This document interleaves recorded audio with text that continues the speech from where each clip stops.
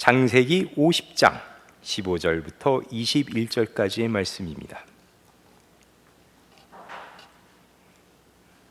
창세기 50장 15절부터 21절까지의 말씀을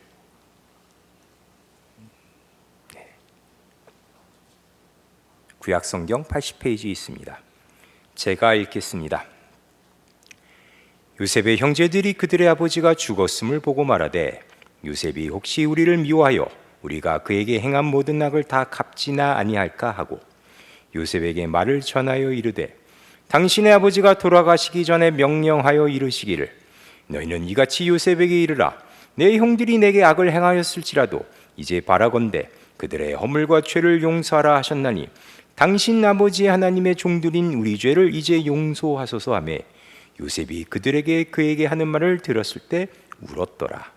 그의 형들이 또 친히 와서 요셉의 앞에 엎드려 이르되 우리는 당신의 종들이니이다. 요셉이 그들에게 이르되 두려워하지 마소서 내가 하나님을 대신하리이까. 당신들은 나를 해하려 하였으나 하나님은 그것을 선으로 바꾸사 오늘과 같이 많은 백성의 생명을 구원하게 하시려 하셨나니 당신들은 두려워하지 마소서 내가 당신들과 당신들의 자녀를 기르리이다 하고 그들을 간곡한 말로 위로하였더라. 요셉이란 인물은 성경에 아주 중요한 위치를 차지하고 있습니다. 제가 어렸을 때 주일학교 다닐 때 초등학생 시절이죠. 많은 저희 학부모님들이 저희 초등학생들을 위해 기도하셨는데 기도 제목을 들어보면 제 아들이 성경에 나오는 누구 같게 해주세요 라는 주제가 많았습니다.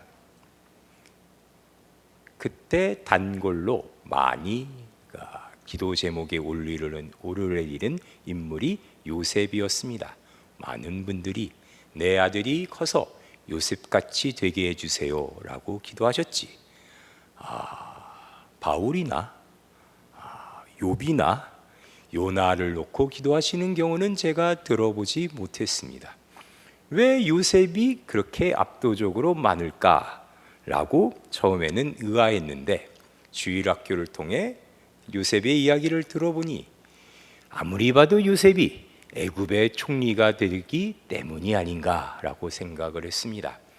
다윗이나 솔로몬처럼 해주세요 하면은 좀 너무 욕심이 과한 것 같고 괜히 왕 해봤자 부인만 많아져서 여자 문제로 범죄하기 싫으니 그거는 좀 너무 많이 오버한 것 같고 요셉같이 총리 정도면 딱 좋겠다라고 생각하신 듯 합니다.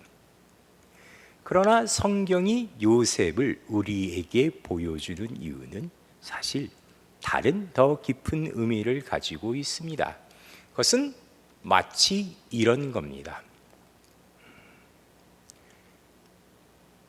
제가 즐겨보는 TV 프로 중에 그 프로에서 대부분의 패널이 탈북하신 분들인데 그 프로그램을 보면은 북한학을 전공하신 이제 박사학위 소지자 그리고 교수이신 연구자분들이 역시 또 패널로 나오십니다.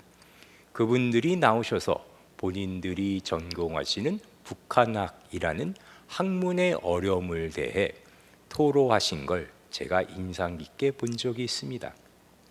그분들이 무슨 얘기를 하시냐면 10년 넘게 북한에 대해 열심히 연구를 해서 북한은 이렇다, 북한 사람은 이렇다, 북한의 장마당은 이렇다 하고 연구 결과 및 논문을 발표하면 바로 그 다음날 북한에서 바로 그 전달까지 장사하던 탈북민이 내려와서 그 논문을 보곤 아닌데요, 이렇지 아니한데요, 제가 직접 장사를 해봤는데 이 물건의 가격이 이렇지 아니한데요 하면 할 말이 없다 합니다. 뭐라 하겠습니까? 아무리 연구실에서 수많은 책을 가지고 씨름하여 연구 성과를 내봤자 직접 살다 온 북한 사람을 이길 수는 없는 것이죠.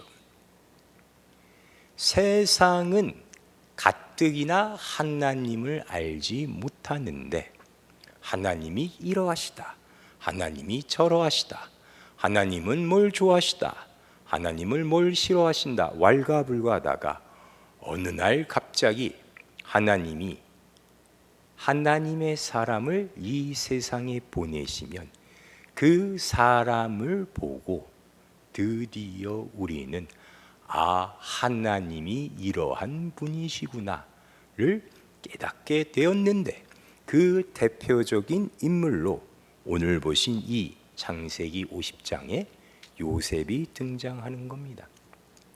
보셨던 15절부터 22절까지 요셉의 이야기 중에 가장 인상 깊은 건 그거죠. 당신들은 나를 해하려 하였으나 하나님은 그것을 선으로 바꾸사 오늘과 같이 많은 백성의 생명을 구원하게 하시려 하셨나니. 이 이야기가 요셉 이야기의 결론에 해당되는 부분입니다. 우리가 흔히 종교심을 가졌을 때 생각하는 것, 그러니까 요셉도 마찬가지로 힘들고 어려운 시험을 훌륭한 믿음으로 견디어 결국 보상을 받아 애굽의 총리가 되었다 라는 의미로 우리에게 소개된 인물이었다면, 이 이야기가 요셉이 국무총리가 되고 아들 딸 많이 낳고 백년해로하고 잘 살았다로 끝났을 텐데, 놀랍게도 창세기는 그렇게 애굽의 총리 이야기로 끝내지 않고 오늘 보신 이 이야기로 끌고 온다는 놀라운 이야기입니다. 하나님은 도대체 어떤 분이시길래 하나님을 보여주는 요셉의 이야기는 이런 결론까지 이르게 된 걸까요? 그 첫 연유를 살펴보아야겠습니다. 창세기 4장으로 가봅시다.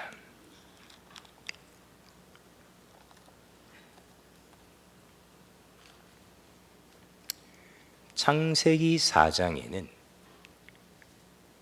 인간이 범죄하여 더 이상 하나님을 드러내지 못하는, 그러니까 하나님이 어떤 분인지를 알려주는 역할로서 인간이 아닌 그 반대되는 개념의 인간이 첫 출현합니다. 4장 1절, 아담이 그의 아내 하와와 동참하매 하와가 임신하여 가인을 낳고 이르되 내가 여호와로 말미암아 득남하였다 하니라. 그가 또 가인의 아우 아벨을 낳았는데 아벨은 양치는 자였고 가인은 농사하는 자였더라. 세월이 지난 후에 가인은 땅의 소산으로 제물을 삼아 여호와께 드렸고 아벨은 자기의 양의 첫 새끼와 그 기름으로 드렸더니 여호와께서 아벨과 그의 제물은 받으셨으나 가인과 그의 제물은 받지 아니하신지라. 가인이 몹시 분하여 안색이 변하니 여호와께서 가인에게 이르시되 내가 분하여 함은 어찌 됨이며 안색이 변함은 어찌 됨이냐. 내가 선을 행하면 어찌 낯을 들지 못하겠느냐. 선을 행하지 아니하면 죄가 문에 엎드려져 있느니라. 죄가 너를 원하나 너는 죄를 다스릴지니라. 가인이 그의 아우 아벨에게 말하고 그들이 들에 있을 때에 가인이 그의 아우 아벨을 쳐 죽이니라. 방금 제가 소개해드린 요셉과 반대되는 의미로 가인과 아벨이 등장합니다.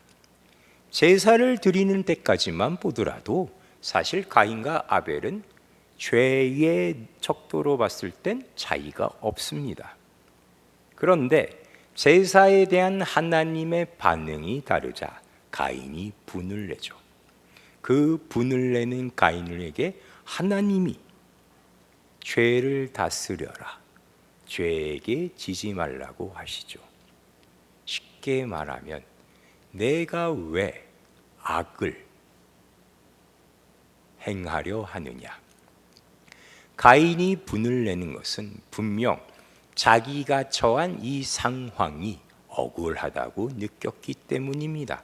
하나님이 동생의 제사만 받고 자기의 제사를 받지 않는 것은 가인에게는 분하고 억울한 상황이기 때문에 그것에 의해 화를 내어 하나님께서 죄를 다스리라고 한 명령에도 불구하고 보신 것처럼 아벨을 죽이게 되죠. 그러니까 하나님의 형상으로부터 떨어진 인간은 화를 내건 화를 내지 않건, 그가 악을 품건 악을 품지 않건 그 존재끼리 부딪혀 결국 죽음으로 귀결될 수밖에 없는, 그 결과가 그렇게밖에 될 수 없는 그러한 의미를 가지게 되었습니다.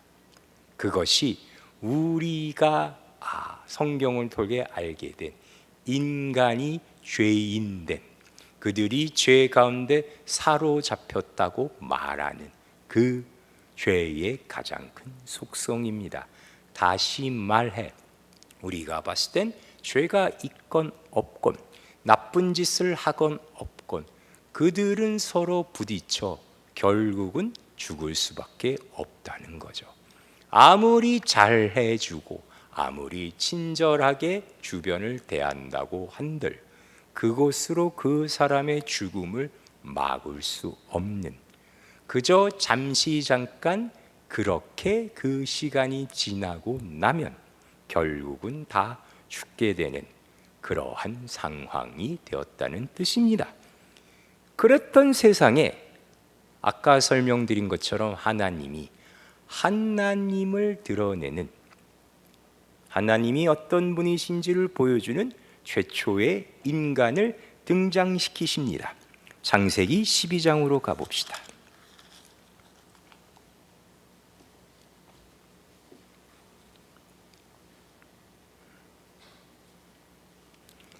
(12장에서) 이런 이야기가 나옵니다. 여호와께서 아브라함에게 이르시되 너는 너희 교환과 친척과 아버지의 집을 떠나 내가 내게 보여줄 땅으로 가라. 내가 너로 큰 민족을 이루고 내게 복을 주어 내 이름을 장대하게 하리니 너는 복이 될지라. 너를 축복하는 자에게는 내가 복을 내리고 너를 저주하는 자에게는 내가 저주하리니 땅의 모든 족속이 너로 말미암아 복을 얻을 것이라 하신지라. 방금 전에 보신 가인과 아벨, 그 인간과 완전히 반대되는 의미로서 드디어 아브라함이란 사람이 첫 등장하는데, 그는 어떠한 차이점을 갖냐면, 하나님이 너를 저주하는 자는 나도 저주하고 너를 축복하는 자는 나도 축복하겠다. 즉 내가 영원히 너와 함께 있겠다. 그래서 세상은 너로 말미암아 복을 받게 될 것이다. 너는 세상에 복이 될 것이다 라고 선언을 하시죠. 아브라함이 세상에 복이 된다는 건 무슨 의미를 갖는 걸까요? 그 아브라함의 생애를 보면 그 의미를 알 수 있는데, 여러분이 잘 아시다시피 아브라함은 전반부에 우리 눈에도 명백히 보이는 불신앙적인 모습을 보입니다. 그가 비록 아비와 친척의 땅을 떠나 가나안으로 가지만 가나안의 기근이 들자 하나님의 약속을 믿지 못하고 애굽으로 도망을 가죠. 그냥 도망을 가는 것도 아니고 애굽에 가서 살아남겠다고 자기의 아내를 누이라고 속입니다. 그런데 평소 다른 이야기 같으면 그렇게 되면 아브라함이 벌을 받아야 되는데 아브라함이 벌을 받지 않고 속임을 당한 바로가 벌을 당하는 걸 봅니다.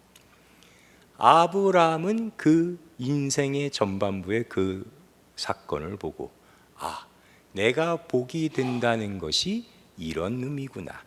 나의 잘못이, 나의 실수가 나를 실패로 이끌지 못하는구나 라고 이해하게 되었습니다.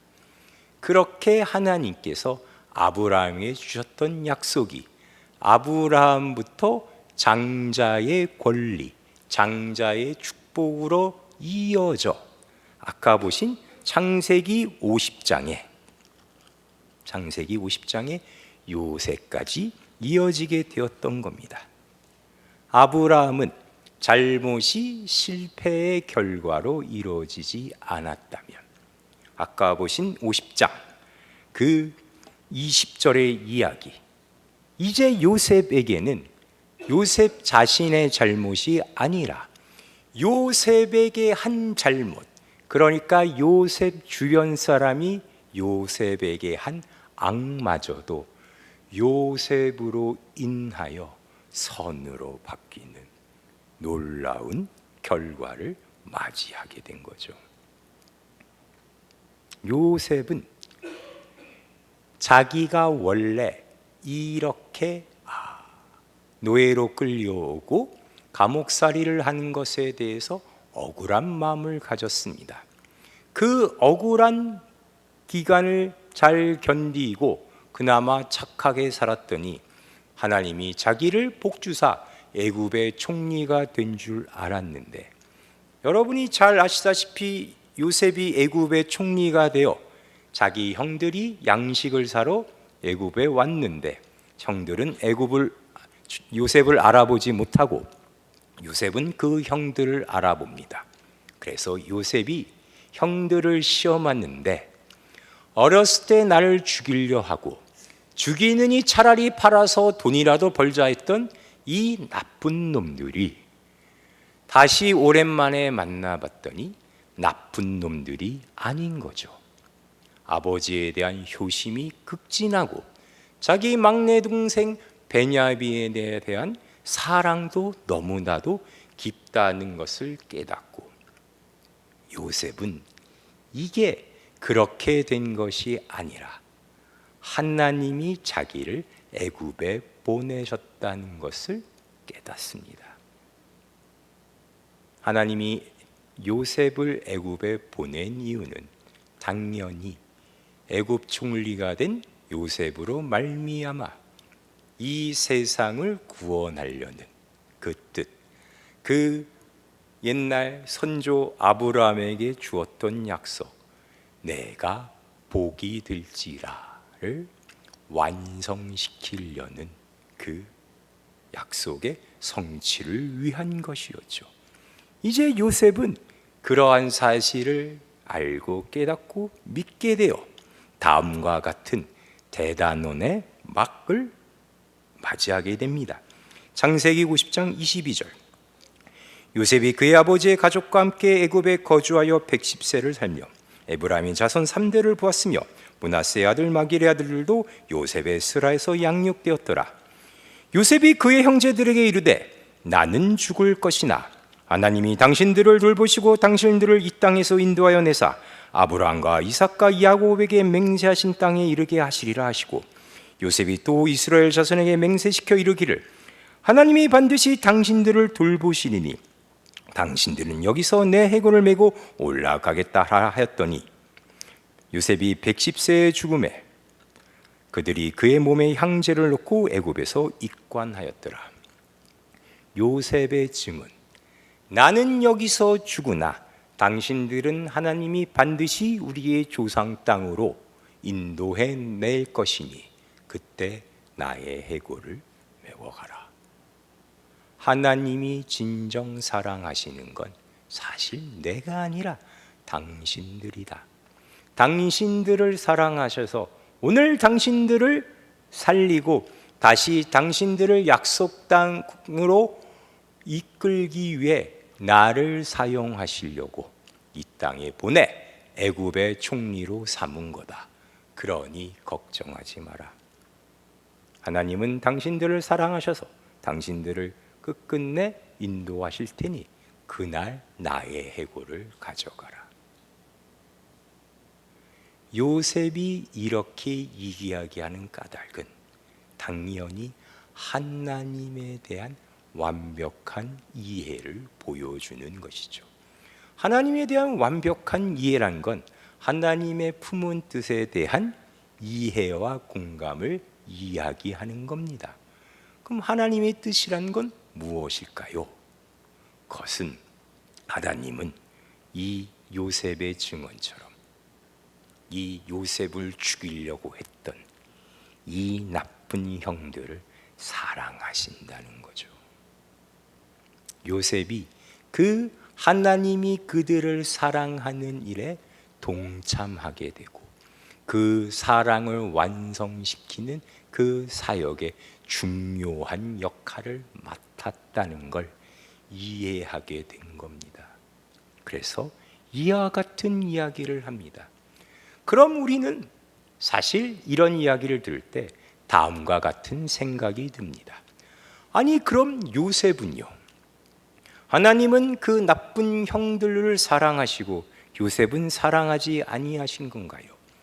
요셉이 그 형들을 위해 그 고생을 하고 심지어 총리가 된 것도 그렇게 이용당한 거라면 요셉의 삶은 무슨 의미가 있습니까? 그가 그렇게 산 건 무슨 가치가 있습니까? 너무 요셉에게는 가혹하고 억울한 게 아닐까요?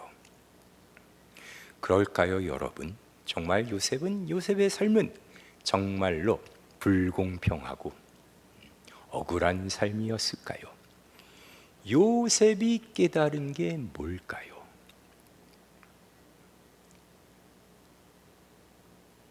앞서 우리는 하나님이 아브라함에게 너는 복이 될지라 라고 했던 걸 기억합니다.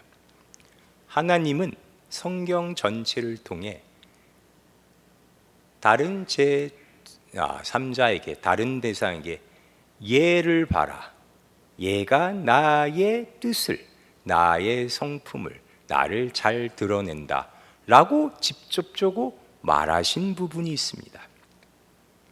구약에선 그것이 바로 그 유명한 욥기입니다. 사단에게 하나님이 욥을 봐라, 욥이 얼마나 죄를 떠나 나를 잘 섬기나 했더니 사단이 그러죠. 욥이 그런 건 하나님께서 그 많은 재물과 자식과 하나님을 따를 만한 보상을 주셨기 때문 아닙니까? 그 보상을 다 뺏어 보십시오. 그래도 잘 하나님을 따르나 안 따르나. 그래서 여러분이 잘 아시다시피 사단에게 하나님이 그것을 허락하셔서 욥이 다 뺏기고 고난을 당하게 되죠. 욥은 욥기 말미에 회개하고 자기가 그동안 귀로 들었던 하나님을 이제 눈으로 보게 되었다고 말합니다. 욥이 귀로 들었던 하나님을 눈으로 보았다고 한 것은 구체적으로 무슨 말일까요? 그 해답이 놀랍게도 같은 욥기에 있지 않고 성경 다른 곳에 있습니다. 하박국으로 가봅시다.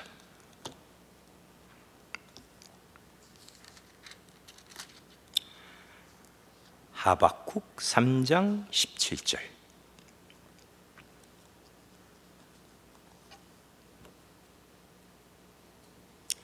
하박국 3장 17절에는 욥이 하나님을 눈으로 보았다는 것에 대한 설명이 이렇게 자세히 나옵니다. 비록 무화과 나무가 무성하지 못하며 포도나무에 열매가 없으며 감람나무에 소출이 없으며 밭에 먹을 것이 없으며 우리에게 양이 없으며 외양간에 소가 없을지라도 나는 여호와로 말미암아 즐거워하며 나의 구원의 하나님으로 말미암아 기뻐하리로다. 어렸을 때 우리는 부모님께 요구를 합니다. 시험을 잘 보면 게임기를 사주세요. 좋은 대학에 가면 뚜껑이 열리는 스포츠카를 사주세요. 그리고 부모님이 그것을 들어주냐 안 들어주나, 어떤 일에 있어서 어떤 보상을 해주나로 부모님이 있는 것이 얼마나 이익인지를 생각하고, 심지어 다른 부모님이 그 집 자식에 해주는 것과 비교하여 나는 얼마나 복을 받았는지를 판단합니다. 그런데 여러분, 점점 나이가 들고 부모님의 나이에 가까워지고 또 내가 자녀를 길러보면 어떠한 사실을 알게 되면 부모님이 해주시는 게 복이 아니라 나에게 부모님이 있다는 게 복이었더군요. 욥이 하나님을 눈으로 보아서 알게 된 것, 그것은 하박국이 27절에 한 것처럼 하나님이 복이시군요. 하나님이 우리에게 주신다고 하는 그 모든 땅들이나 어떠한 능력이나 권세나 지력이나 지혜나 이런 것이 아니라 하나님 자체가 복이었고, 그 하나님이 평생 나와 함께 계셨다는 게 복이군요를 깨닫는 거죠. 탕자의 비유에 나오는 그 아버지가 큰아들에게 하는 말, 예, 너는 내가 항상 함께 있어. 내 것이 다 네 거 아니냐. 아버지 것이 다 내 것이라고요? 아버지는 염소 새끼 한 마리 안 주셨는데 아버지 것이 다 내 거라고요? 그게 대체 뭔데요?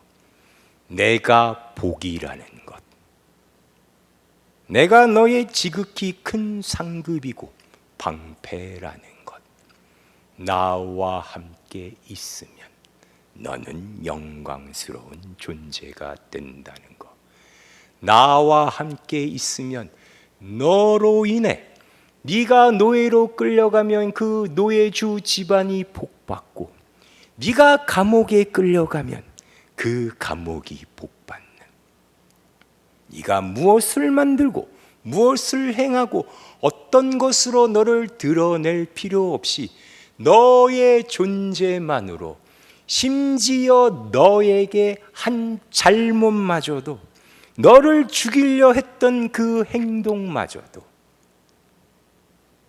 그들이 구원받는 복으로 이어지는 결과로 만드는, 그것이 다 내게 다 네 거 아니냐라는 말의 뜻이었습니다. 오늘 우리는 이 각박한 세상에 예수 그리스도를 믿는다는 고백으로 살아갑니다.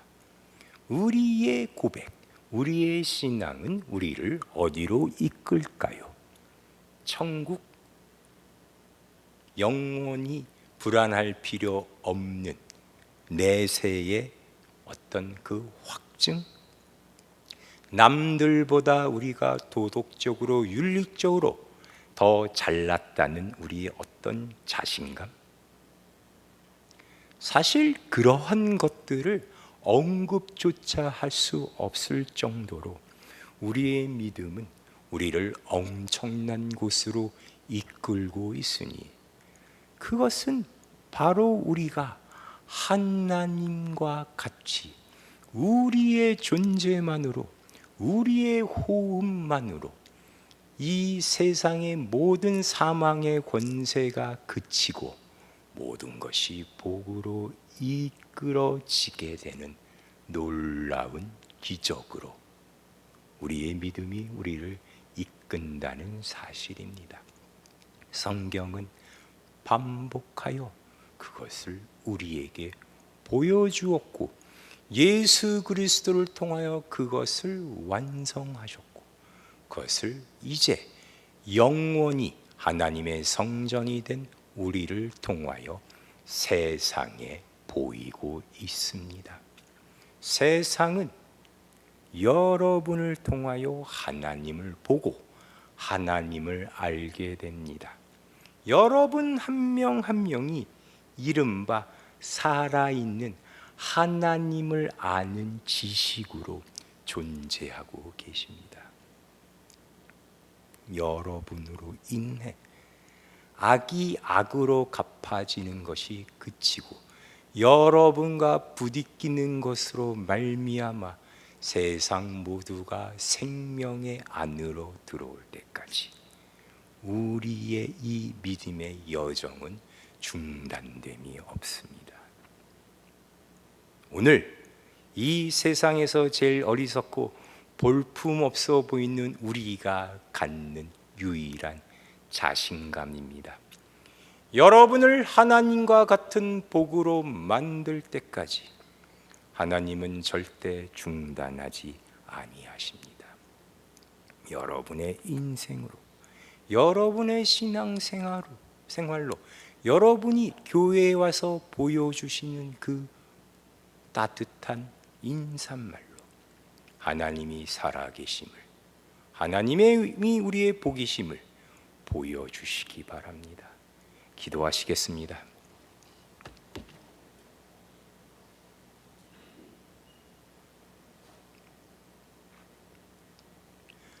하나님, 하나님께서 우리에게 충만히 부어주시는 믿음으로 말미암아 우리는 절대 실패할 수 없고 죽음에 굴복하지 아니하며 그 무엇보다도 그 누구보다도 자유를 누리며 이 땅에 살아가는 거룩한 자녀들이 되었음을 믿습니다.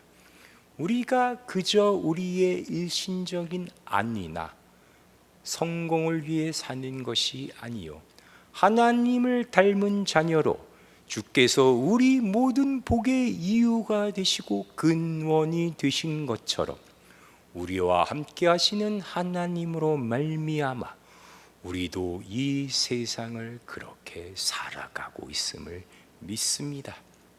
언제나 우리에게 믿음이 있음을 깨닫게 하시고 무엇보다 우리의 믿음을 자랑하게 하시고 우리의 믿음으로 말미암아 세상 모두가 복을 받게 되는 놀라운 기적을 매일의 우리의 삶 속에 우리에게 보여주시옵소서. 예수님의 이름으로 기도하였습니다. 아멘.